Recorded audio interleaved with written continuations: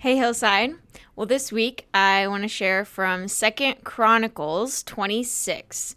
So in Second Chronicles, the people of Judah take Uzziah and make him king. They skip over his father and make him king. He's only 16 years old.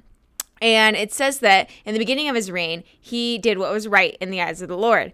And he had all this help, and the Lord helped him, and because he was young and weak, he had all kinds of people helping him. And it says he was very successful, and he was set up to prosper. He was successful in military exploits and all these things. And it said his fame spread far, for he was marvelously helped till he was strong. But then it goes on, once he was strong, he grew proud, and it was his destruction.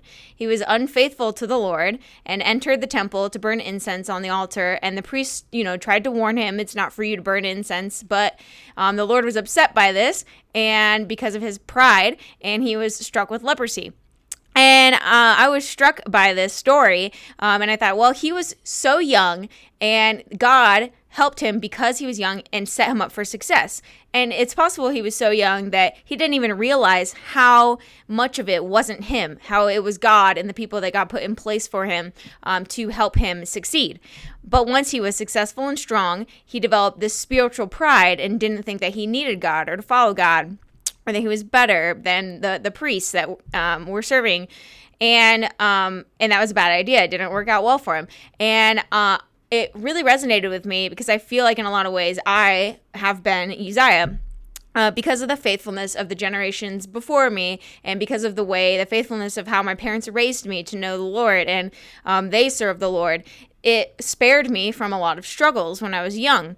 And I knew God, and God prospered me for the sake of my parents and grandparents. And I didn't realize how much God had done for me and how much I needed him, because I just was spared from a lot of that, and it developed a spiritual pride in me. And it wasn't until later on when I started to grow and make some other decisions on my own, apart from, I wasn't just receiving the blessing given to me because of my parents. I was getting my own consequences and things, that I realized the depth of my need for God and how much he had done for me, and how grateful I need to be to him for what he's done for me and where he's brought me. So I don't know if you have experienced this at all, where you get set up for success and you go thinking, oh, it was all me, look what I did, and then realize real quick that it wasn't you. You couldn't have done it without God. So that's my little message for you today. Remember that we could do nothing apart from him and his power and might, and him working in us and through us. So go forward with that today, Hillside. See you next time.